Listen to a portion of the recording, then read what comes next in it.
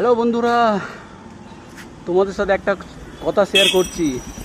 আমি যখনই এই গাড়ি মানে এই বাইক, এই হেলমেট আর আমার এই ব্যাগ নিয়ে যখনই বেরাই, যে পাবলিকের এত রিয়াকশন দেখতে পাওয়া যায় যে তোমাদের কি বলবো। আর সব থেকে বেশি তো ঘুরে ঘুরে মেয়েরাই বেশি তাকায়।